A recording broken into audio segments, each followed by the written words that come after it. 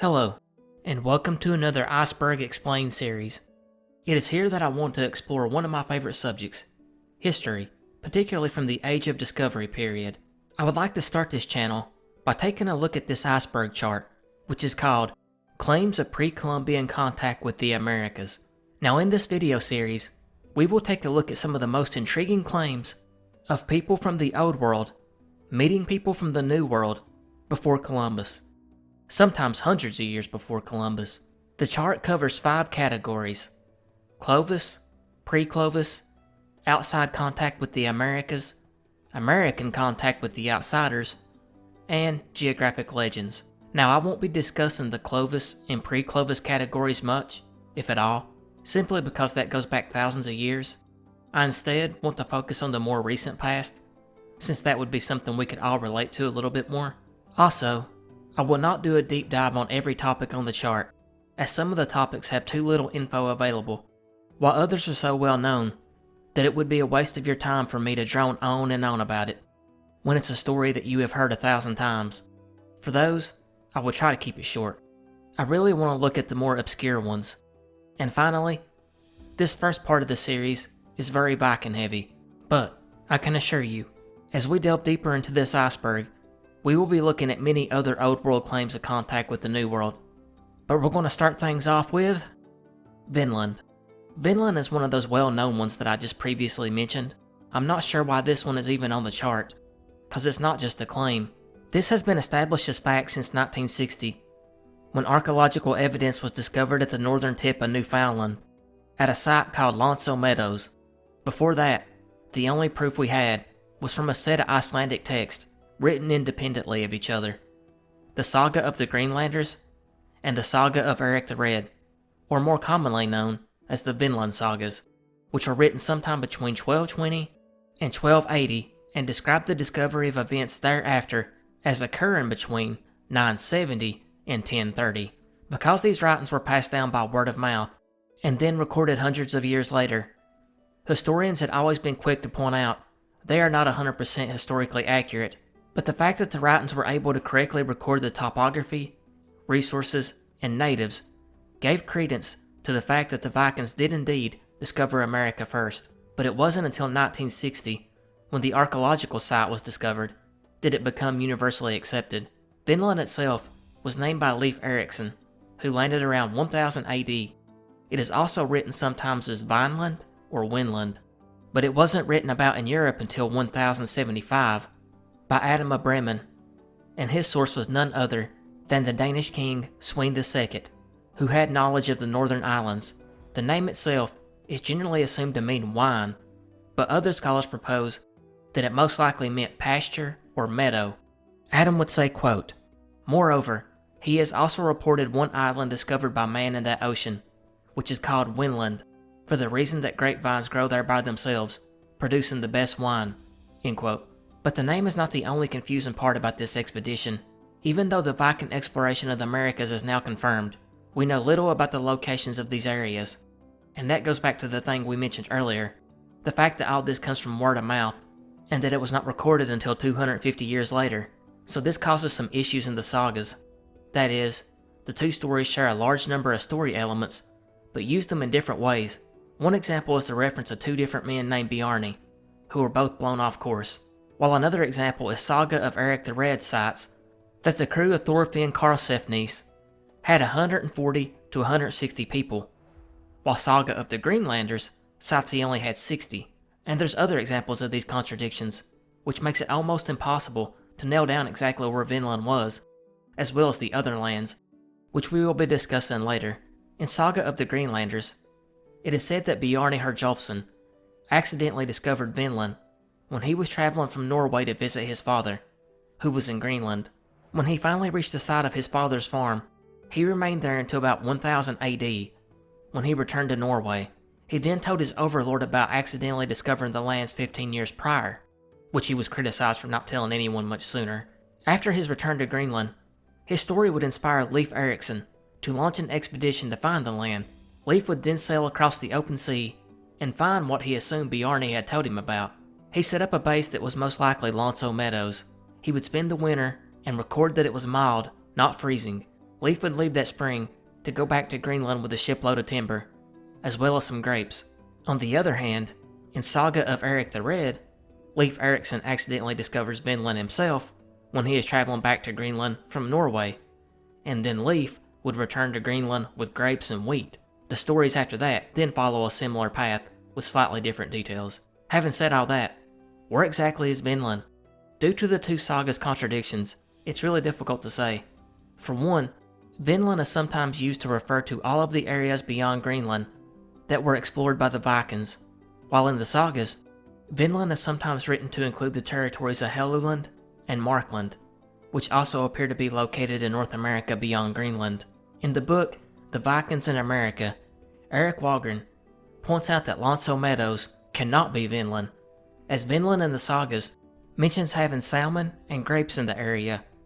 He cites that the limits of wild grapes and salmon habitats is further south, most likely in Maine or New Brunswick. He guessed past Samaquoddy Bay specifically. Other data backs a more southern area for Vinland, such as the mention of a winter with no snow, as well as the length of the days. Some have speculated that it could be as far south as Buzzards Bay, Massachusetts, and as far as Lonso Meadows goes, that has long been speculated to be Camp Stromfjord mentioned in Eric the Red.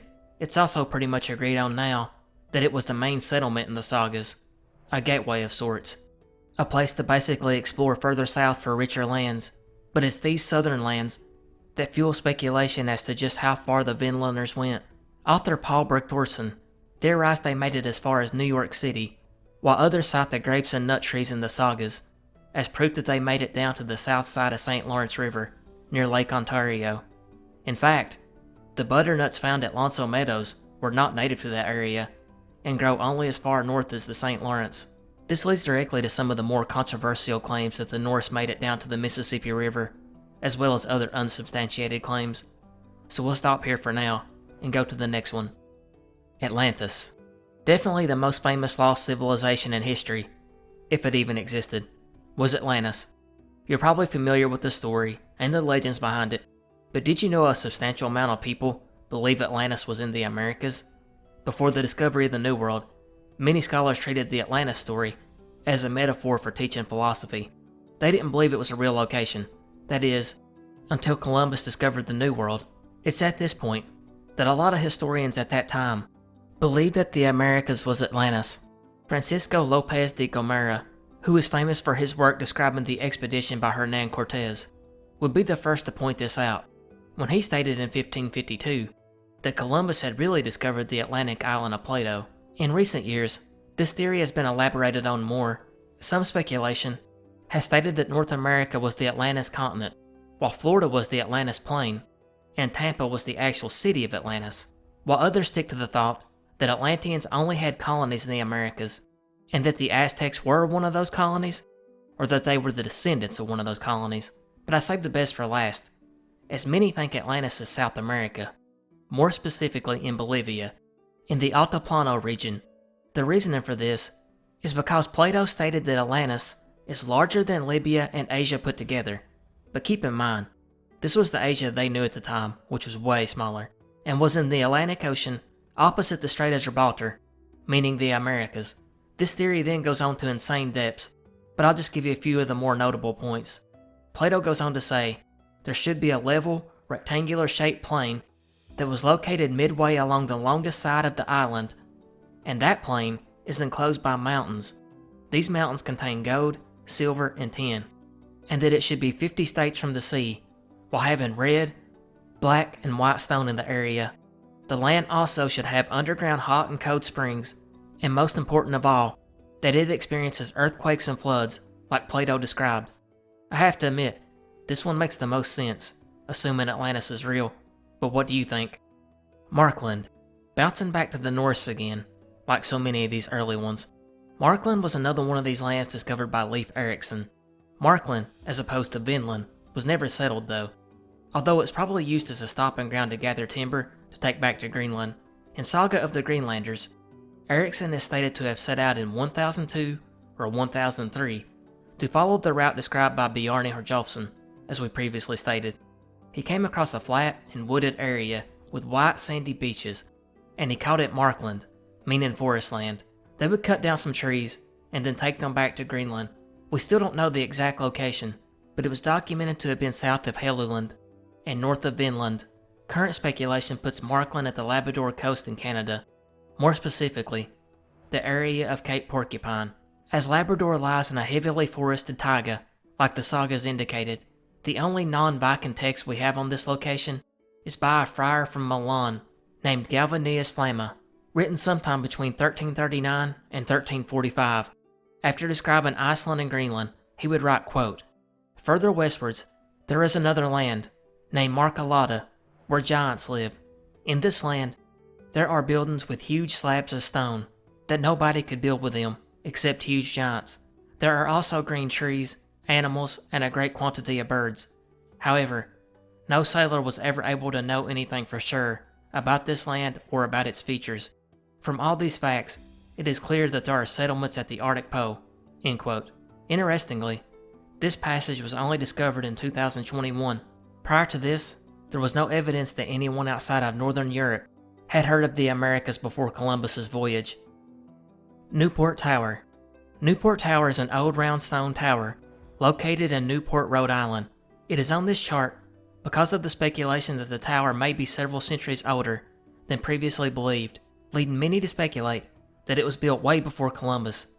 The current estimate is that the tower was built in the mid-17th century. The first documented account of the tower comes from 1741, when it was described as, quote, "the old stone mill," end quote.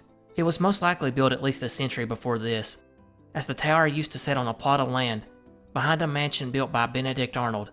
No, not that Benedict Arnold. The Benedict Arnold that was the first colonial governor of Rhode Island. He even mentions in his 1677 will, quote, "my stone-built windmill," end quote. However, detractors of this point out that the tower had once been used as a corn mill and had a ground-level fireplace, meaning that it couldn't have been built as a windmill. Various authors have suggested that the architecture is very similar to that of the Icelandic round churches built in the 1100s, for example, the Orfyr round church on Orkney and Ostalar's church on the island of Denmark. This has led to various pre-Columbian theories. We start first with the Norse again, and this ties back to what we previously discussed, which is we have no real idea how far south the Vikings got, and depending on where Vinland was, supporters of this theory claim that the Vikings could have most likely reached Rhode Island.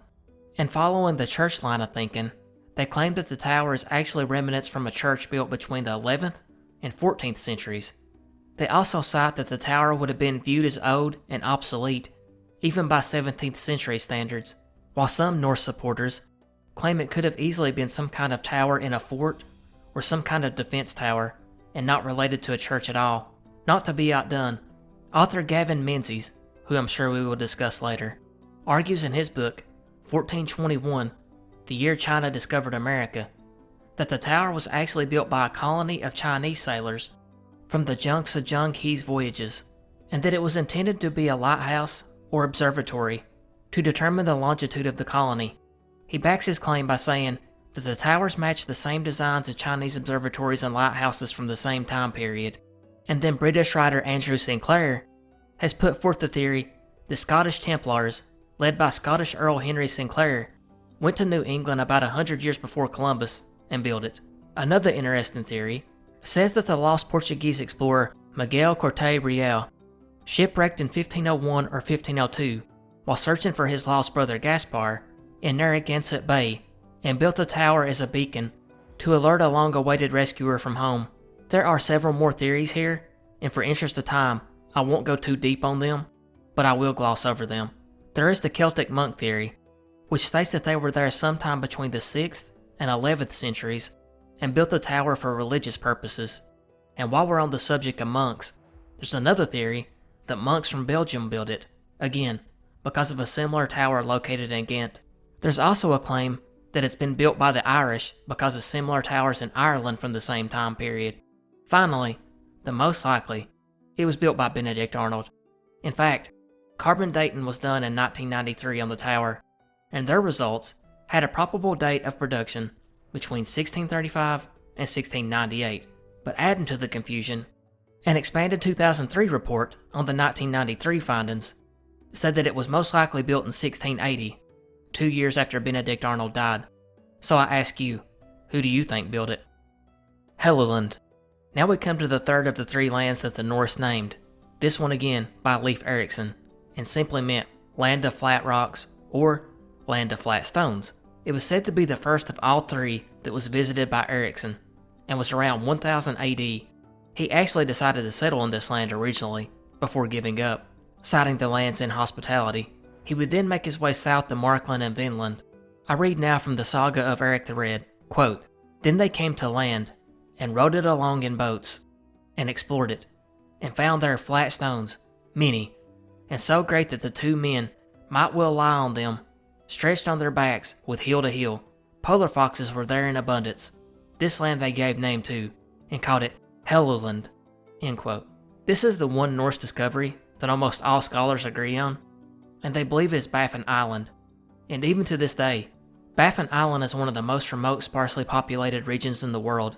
Canadian archaeologist Patricia Sutherland, who headed the Canadian Museum of History, would go through collections of yarn that was dug up by archaeologists on Baffin Island, and she found that it was very similar to that of the Norse settlements of Greenland, which has led her to believe that the Norse did in fact settle on this island. Over a number of years, on her digs at sites like Tanfield Valley, which is at the southern tip of Baffin Island, she found numerous Norse artifacts, such as tally sticks, signs of iron and bronze metallurgy, and whetstones. She also found European-style masonry. The signs point to the fact that the Vikings most likely had an extended stay and traded with the Dorset natives in the area. Even crazier is the Helluland Archaeology Project had identified another potential Norse settlement on the far north of Baffin Island, now known as Pond Inlet, which would have been a pretty big accomplishment if true. However, Patricia Sutherland would be fired from the Canadian Museum of History. She claimed the reason was because her research was out of step with the views of the Canadian government, and while we may touch on that later, her claims about a permanent settlement, as well as the Vikings reaching the north of Baffin Island, are still contested. Thor Heyerdahl. I know what you're thinking. Another Viking one? But actually, even though this guy's from Norway, he wasn't a Viking. Thor Heyerdahl was a Norwegian adventurer and ethnographer. He is most famous for his Kon-Tiki expedition in 1947, in which he sailed 5,000 miles across the Pacific Ocean in a hand-built raft from South America to Tuamotu Islands. The expedition's sole purpose was to demonstrate that ancient peoples could have made long sea voyages, and his theories based on that demonstration is why he is on this iceberg. It starts in Polynesia, a series of islands, over 1,000 of them to be exact, that scatter the central and southern Pacific Ocean. These include the well-known island of Hawaii, as well as the country of New Zealand. The people of these islands have several things in common, such as language, cultural and traditional beliefs. They also had a strong tradition of sailing and using stars to navigate, so it's quite easy to see that these peoples are all related. This is also backed up by genetic evidence. But just where did they come from? It's been long accepted that the people populating these islands came from the Southeast Asian coast, and in particular, Taiwan. Heyerdahl's theory is the complete opposite of this. Instead of Polynesia being settled from west to east by people of Southeast Asia, Heyerdahl believed that the Incan people in South America settled the islands from east to west. His reasoning for this is kind of convoluted, but it's interesting nonetheless. The Incan sun god, Kon-Tiki Viracocha, or Kon-Tiki for short, the name Heyerdahl used for his raft, was the supreme creator deity in Incan mythology, as well as pre-Incan. The god created the universe, sun, moon, and stars, time and civilization, so not unlike other gods really. Now Heyerdahl claimed that Kon-Tiki was the leader of this group of fair-skinned men, often cited as white men, who left enormous ruins on the shores of Lake Titicaca. Those same bearded white men would be attacked by a chief named Carey. It was here that these fair-skinned men were massacred. Kon-Tiki would escape and take his closest companions with him to the Pacific coast. Kon-Tiki would then be seen walking across the water out into the Pacific Ocean with his closest companions. Heyerdahl would then state that when the Spaniards showed up, the Incans told them that the colossal monuments that stood in the deserted landscape were erected by a race of white gods who lived there before them. They were allegedly from the north. They were wise and peaceful, and taught the Incans architecture, along with the manners and customs, and that they did not look like other natives. They were white, with long beards, and much taller. They were said to have fled across the Pacific Ocean with Kon-Tiki.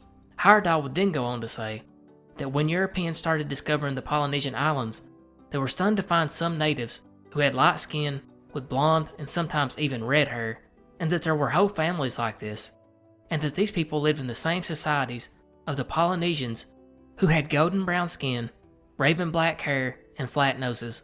He would then cite that Jacob Rogeveen, upon discovering Eastern Island in 1722, noted that many white-skinned natives were living there. Because of this, Heyerdahl proposed that the Neolithic people living in South America left the continent and colonized as far as north as Hawaii to as far south as New Zealand, and from Easter Island in the east to Samoa and Ghana in the west at around 500 AD. He would use the fact that enormous statues, carving the image of humans on Pitcairn Islands and Easter Island, look like the same ones in Peru, and the same goes for the huge pyramids in Tahiti and Samoa. Then, if things weren't crazy enough, he speculated that in 1100 AD, Indians from Northwest America would board war canoes as large as Viking ships and make their way towards Polynesia. Finally, Heyerdahl finished up his hypothesis by stating that these Native Americans that made the journey are the current Polynesians, and that they came from Asia, but by a different route. Instead, they traveled the North Pacific and landed in British Columbia. Descendants of these people would go on to form tribes like that as Chinook before going into Polynesia. Not surprisingly, most scholars disagree with Heyerdahl's findings, citing all the physical and cultural evidence that links Asian migration from west to the east, as well as it just makes a lot more sense than the very drawn-out convoluted theory brought up by Heyerdahl. In the late 90s, genetic testing found that Polynesians' mitochondrial DNA is more similar to that of people from Southeast Asia than to people in South America. Some skeptics have went as far as to compare Heyerdahl's theories to legends like Atlantis. Furthermore, was the story of Kon-Tiki itself.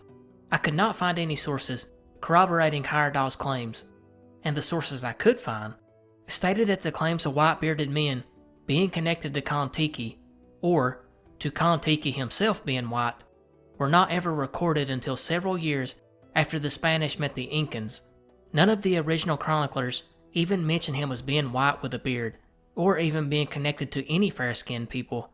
It wasn't even documented for nearly 30 years after Spain came into contact with the Incans, when in 1553, Pedro Cieza de Leon wrote about it. Finally, Incan legends never even mentioned the race of Kon-Tiki, leaving most historians to believe the whole thing was a Spanish invention, and dismantling most of Heyerdahl's theory.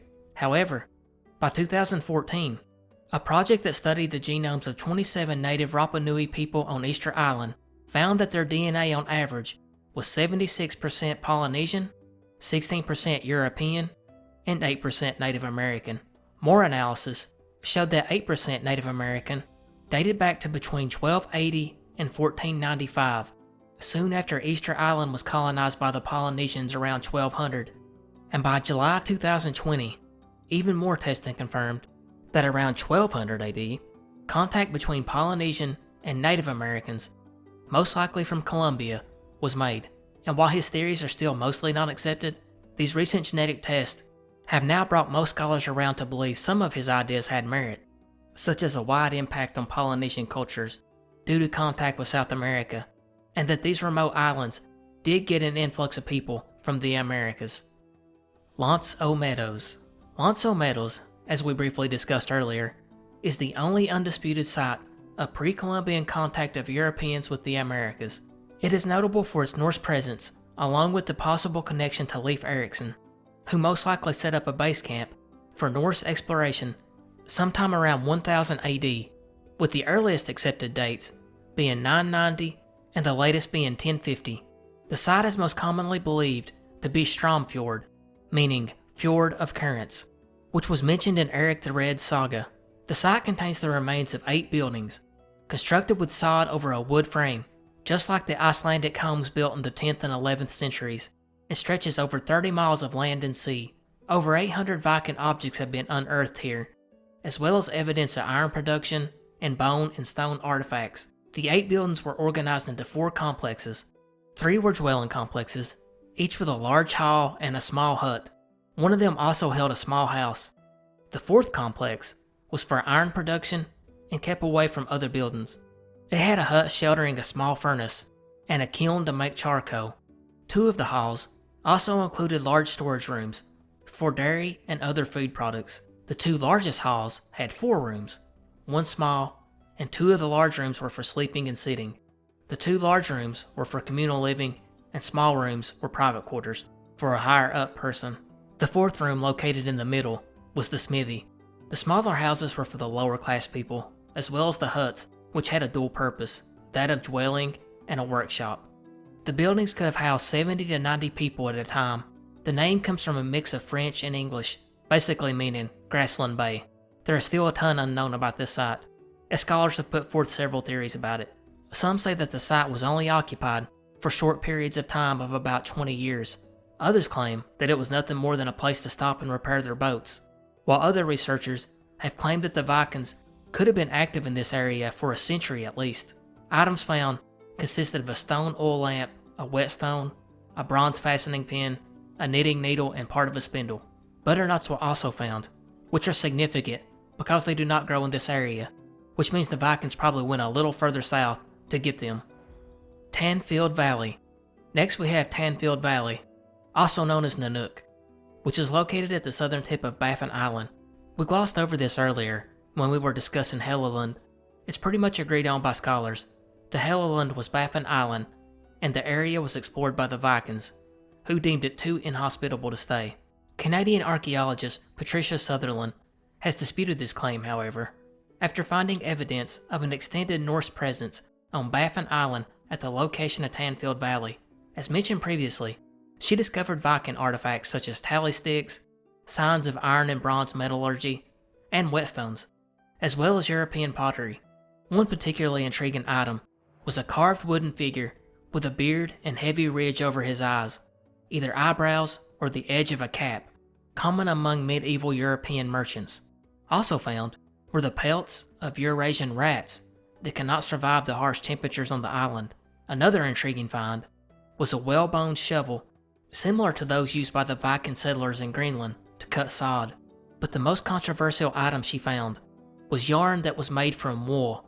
Sutherland would claim that the Dorset peoples that lived in the area were not familiar with spinning yarn, and that this was the smoking gun that showed the Vikings did settle Tanfield Valley, and if not settled, at the very least, had some sort of trading post set up to exchange goods with the Dorset.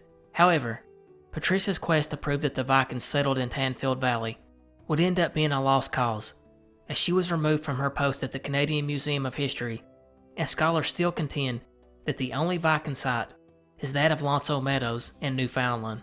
And as far as the yarn found at the site, Michelle Hayer Smith of Brown University, who specializes in the study of ancient textiles, wrote that she does not think that the Dorset people would have needed to be taught how to spin yarn, remarking, quote, "It's a pretty intuitive thing to do," end quote, and that it wasn't the smoking gun that Sutherland claimed. But if you like a good conspiracy, the project to research these new alleged Viking sites was put on hiatus after Patricia was fired, and was never brought back. One final note on this whole thing: Sutherland had also apparently never submitted her findings for peer review, but instead promoted her discoveries in the popular press. In archaeology, this is a major breach of protocol, and that's part of the reason so many scholars have been quick to doubt her claims. Great Ireland, also known as White Men's Land, no, I'm not making that up, is a land that allegedly lays near Vinland. In Saga of Eric the Red, some of the captured Skraelingar, which is what the Vikings called the Thule people, from Markland, told the Vikings of a people, quote, that there was a land on the other side over against their land, and the people there were dressed in white garments, uttered loud cries, bore long bows, and wore fringes. This was supposed to be white men's land, end quote. Another report said this group of people identified as Albany people and had, quote, hair and skin white as snow, end quote. The Skraelingar would go on to describe that these white men lived further south in the area between what we now know as Virginia and Florida. This has led to much speculation over the years, obviously. Scholars disagree on where the land is, if it even exists, as some scholars believe it's nothing more than a myth, while some still believe that it was located somewhere in North America. According to Landnámabók, which was a medieval Icelandic writing that described the settlement of Iceland by the Norse, stated that the land was discovered in 983 after settling 6 days west of Ireland. Quote, their son Ari, who drifted to White Men's Land, which some people call Greater Ireland. It lies in the ocean to westward, near Vinland the Good, said to be a 6-day sail west of Ireland. End quote. So where exactly is this land? Carl Christian Raffin, a Danish historian from the 19th century, speculated that it must have been Chesapeake Bay. He based this on the fact that the Shawnee Indians had a legend that a, quote, white men who used iron instruments, end quote, had came to the land before. He believed it connected them to the stories of the white people who carried poles. Other sources have stated that it was most likely Newfoundland, Canada, more specifically the western shore of Newfoundland, around St. George's Bay, and was populated by Irish monks from Iceland who had fled the Vikings. However, the most accepted view is that it was nothing more than a mythological country based on the Vikings' interpretation of the Irish geographical myths. But I want to know what you think. Was there really already a European colony somewhere between Virginia and Florida, nearly 500 years before Columbus was even born? Trans-Pacific sweet potato trade. Have you ever wondered where sweet potatoes come from? Probably not, but there's actually a curious story about that. The sweet potato plant is originally from the Americas, believed to have been cultivated by 2500 BC at the latest. But the mystery here is, just how did a plant native to the Americas become a staple crop throughout Polynesia by the year 1000 AD? This is another unanswered question relating to pre-Columbian travel that kinda touches on Heyerdahl's theories that we discussed earlier. The oldest sweet potato fragments found in Polynesia trace back to a single location on the Cook Islands, and it is carbon dated back to between 988 and 1015 AD. And just a few centuries after that, sweet potatoes would be found basically everywhere in the islands strewn about the Pacific Ocean, reaching Hawaii by 1300 and New Zealand by 13 to 1400. But how did this happen if there was no contact between the Americas and the Old World? Well, no one really knows. There are a few theories, however. One is that the Polynesians took their canoes to the mainland of South America, where they found the sweet potato, and then took back enough vine cuttings to sow their own. But the problem here is, why would they, after landing on this big resource-rich continent, take the potatoes to go back to these tiny islands which have nowhere near the amount of resources? It doesn't make sense. Likewise, it's been proposed that the South American Indians took their rafts out to some of these eastern Polynesian islands, such as Rapa Nui, and then either traded the sweet potatoes to the Polynesians or planted them there themselves. But again, why do this? And if it was because of trade, how did they even know the Polynesians were out there? And this is kind of where the theory pops up that maybe the Polynesians and the natives of the Americas are actually related, culturally, genetically, and linguistically. In fact, Dutch linguist Willem Adelaar and Peter Meisken, who specialize in Native American languages, have suggested that the word for sweet potato is shared in various Polynesian languages as well as American Indian languages. For example, in Quechua, which was the language the Incans spoke, uses the word kumal or kumar for sweet potato, whereas in Samoa, it's called umala, and in the Marquesas Islands, it's called kuma. In Hawaii, it's uala, and in Maori, kumara. But other researchers are not so sure, and they point to a more natural way in which the potato could have spread, such as the sweet potato stem or foliage, getting swept out to the sea and then being pulled by ocean currents to some of these islands. There's also the possibility that it just fell off an Incan raft and floated to one of these islands. They've also proposed that a log, or really any piece of debris that could float, could have been washed out to sea with one of the potatoes on it. However, these all seem to be pretty impractical to me, but I guess anything is possible. Also going against the Polynesian theory is the absence of Polynesian rats in South America. These little rodents originated in Southeast Asia and followed the Polynesians along their colonizing of the islands of the Pacific, so it stands to reason that they should be in South America as well, but they're not. So how did these potatoes really make it out to those isolated islands? We'll probably never know. Chickens in South America before 1492. From one food mystery to the next, we now go to chicken, which I have to admit is one of my favorites.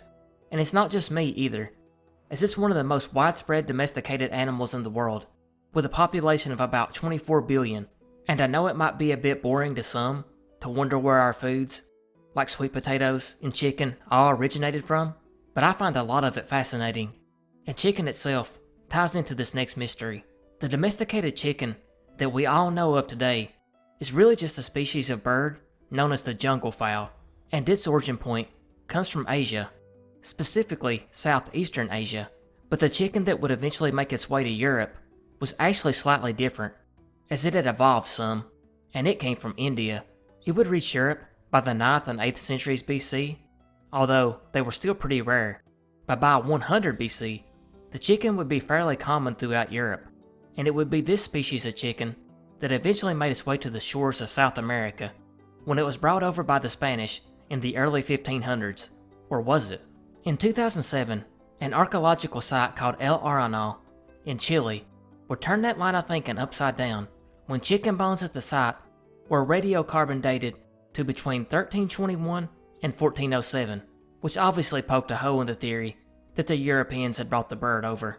So if it wasn't the Europeans, then who did introduce the chicken to the Americas? The early thought was the Polynesians again, as DNA testing on the species revealed that this chicken had a genetic mutation which was thought unique to Polynesian chickens. However, it was later discovered that the mutation was actually common among all chickens. Making things even more confusing is the breed of chicken known as the Araucana. This chicken is known for its blue eggs that it lays, along with them being tailless and having ear tufts. Its origin point comes from the Araucanía region of Chile, hence the name, but its history is unknown.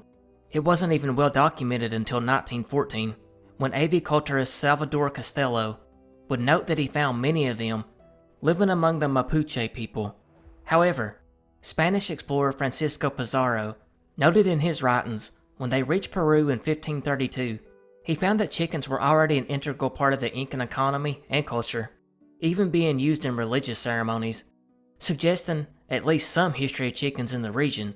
So the question is this: if the Spanish brought chickens over around 1500, how did it become so ingrained in Incan society and culture by 1532, just 30 years later? Most researchers concede that it couldn't have.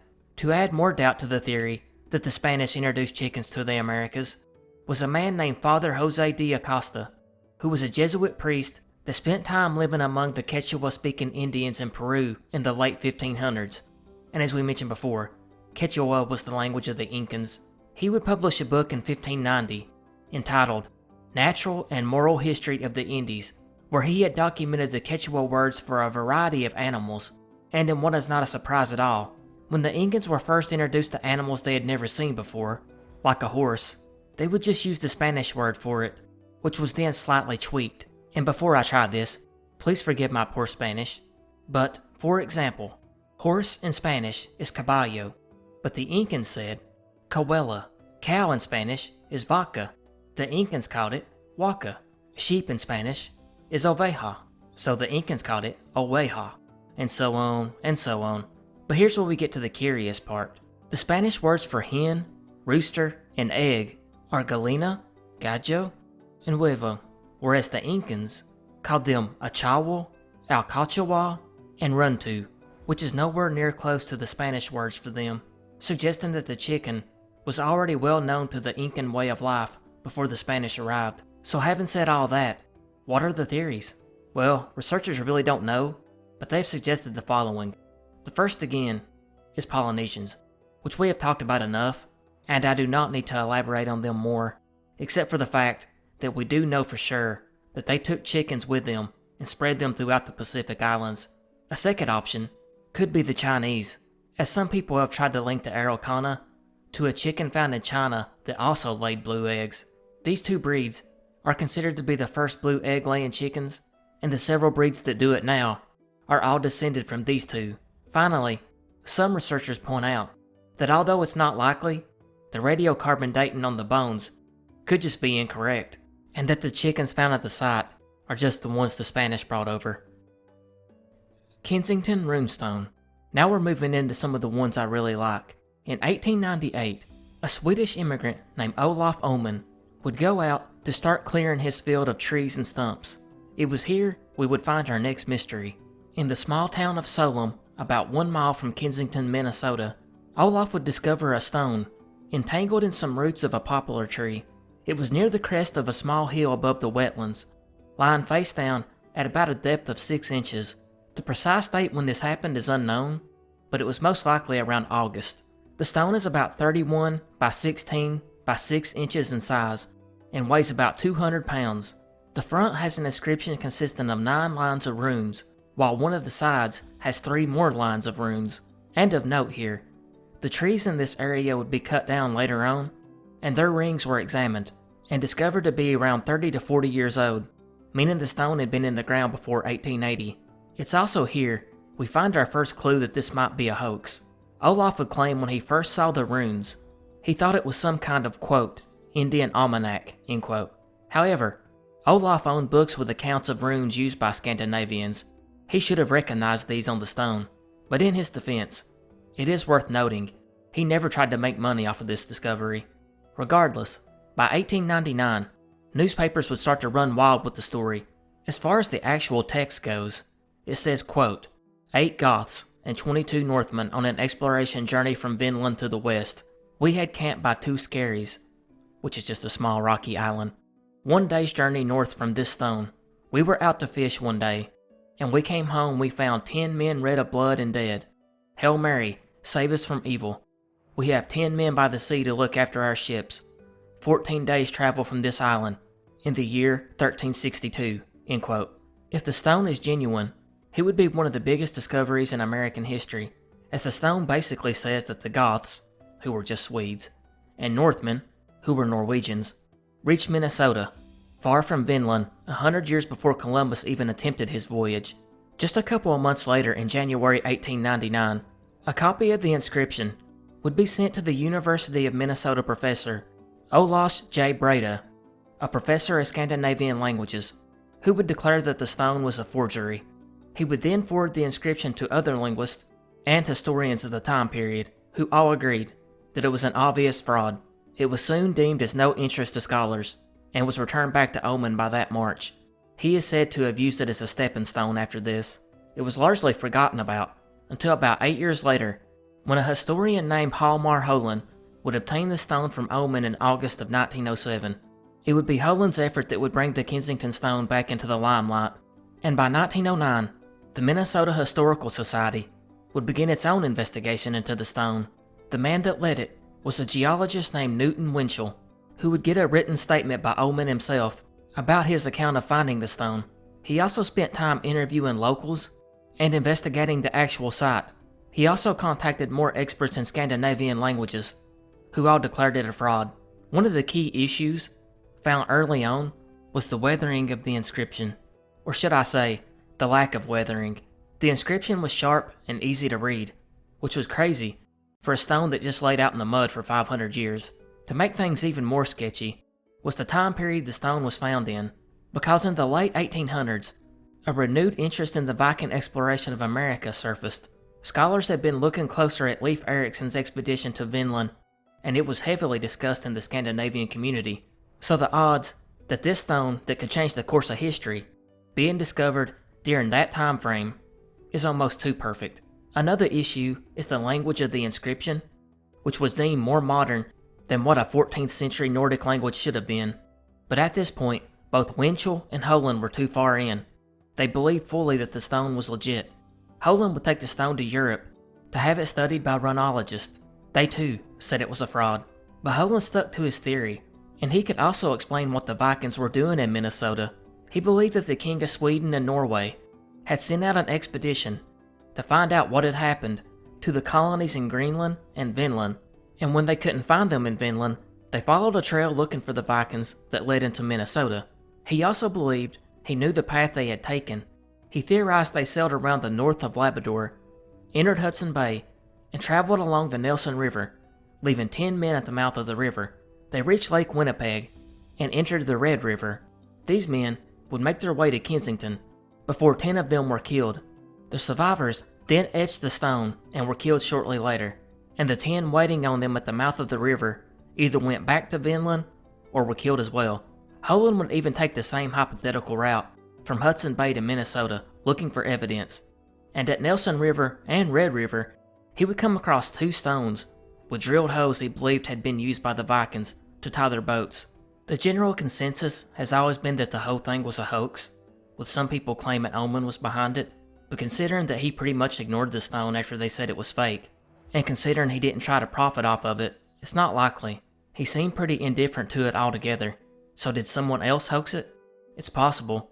It is odd that the only man that really pushed for its cause was Hjalmar Holen, and even though most scholars doubt its veracity over 100 years later, there's still a good proportion of people who believe the stone is legit. Dighton Rock Petroglyphs. Now we move from one stone to the next, except this one is 100% legit. No one doubts the authenticity of Dighton Rock. Its inscriptions have been the focus for over 1,000 books and articles, and although no one can agree on who made the inscriptions, or what they even mean, they all agree they are very legit and very old. The Dighton Rock is a 40-ton boulder, which explorers originally found in the riverbed of Taunton River in Berkeley, Massachusetts, which was formerly part of the town of Dighton, hence the name. It is significant because of its petroglyphs, which are made up primarily of lines, schematics, drawings of people, geometric shapes, and writing, which remains unidentified. The rock's carvings are believed to be of ancient origin. However, the time of the writing is uncertain. The first record of the rock comes from a recent Harvard grad named Reverend John Danforth, who found it in 1680. He would draw the petroglyphs, which are now preserved in the British Museum. He was only able to copy the uppermost section of the carvings, probably because the rest of the stone was obscured by water. His interpretations, however, conflict with the reports made by others, as well as the current drawings on the rock. By 1963, the rock was removed from the riverbed and placed in a nearby museum for preservation because the water was starting to wear away the carvings. The boulder itself is a slanted, 6-sided block measuring about 5 feet high, 9.5 feet wide, and 11 feet long. And what the petroglyphs mean is anyone's guess. There's so many interpretations about its messages, but that hasn't stopped people from speculating about the origin of the inscriptions. As early as 1767, Yale president Ezra Stiles claimed that the Phoenicians, who were famous ancient seafarers, made their way to North America on at least one voyage. He believed they left the writing simply to show they were once there, which must have gave them a really big ego boost. There's also speculation that it was made by another group of ancient travelers, who were said to be Carthaginian, traveled to Mount Hope Bay and established relations with the Indians. The inscriptions are supposedly the expedition consulting an oracle in order to select the best moment for the perilous voyage back to Carthage. Carl Christian Raffin, who we mentioned earlier, has also suggested that the carvings were made by the Vikings and represented the Norse saga of Thorfinn Karlsefni and his voyage to the North American coast to a place called Hop. Even the lost explorer, Miguel Corte Real, who we discussed earlier, has been thought as a potential candidate, as Brown University researcher Edmund Delabar stated that the rock is abbreviated Portuguese-style Latin and is translated to say, quote, I, Miguel Corte Real, 1511, in this place by the will of God, I become a chief of the Indians, end quote. Delabar speculated that Miguel reached Mount Hope Bay in 1502 and sent men ashore near the site of Dighton Rock. Perhaps there was a battle with the Wampanoag Indians, perhaps a shipwreck, or perhaps for other reasons. Miguel joined the Wampanoags and then lived the rest of his life with them, keeping close watch for vessels along the coast. But by 1511, his hopes of rescues being dimmed, he carved a message on a rock where it would stand for future generations. And then, of course, Gavin Menzies would claim that it was left by the Chinese, but it's also been brought up that perhaps the Japanese did it. And of course, the classic, it was left by ancient aliens. But the most likely candidate for the inscriptions was obvious. The indigenous peoples of North America did it. Wampanoag Indians to be exact. In fact, George Washington would visit the rock in 1789 and stated that he believed they were made by the Native Americans too, as he had seen similar carvings made by them in Virginia. It was also said that he even smiled at the suggestion that it might have been the Phoenicians or someone from Asia.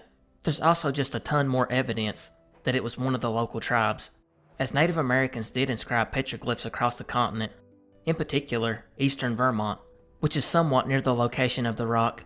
The carving on the rocks was known to be a way of recording their spiritual experiences, such as a hallucinogenic vision quest, but even with that, there's no way to prove it. And as we mentioned, even if it was the natives, we have no idea what it says, even after all this time. It's been pointed out that the inscriptions are a lot like a Rorschach test.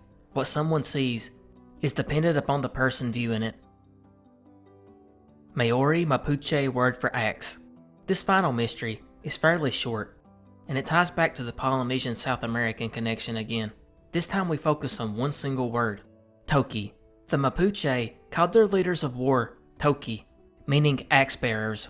The leaders would wear a stone pendant called a toki kura, which was the shape of an adze, and an adze, if you're not familiar, is an ancient and versatile cutting tool that looks a lot like an axe, except the cutting edge is perpendicular to the handle. Now for the connection. In the language of the Maori, the word toki also means axe or club, and the word kura, well, that means chief or man of valor, and the connection was not just limited to the west coast of South America, because further north in Colombia, the Urumongi peoples called the axe totoki. Is this a coincidence or something more? You decide. Hey everybody, thanks for giving this a listen.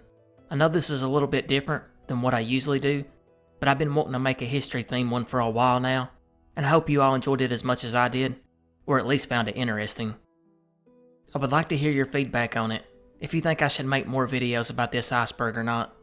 It's not going to replace my main series, of course, but I was going to tinker with it in the downtime in between videos, if there's enough interest in it. So let me know. Thanks again.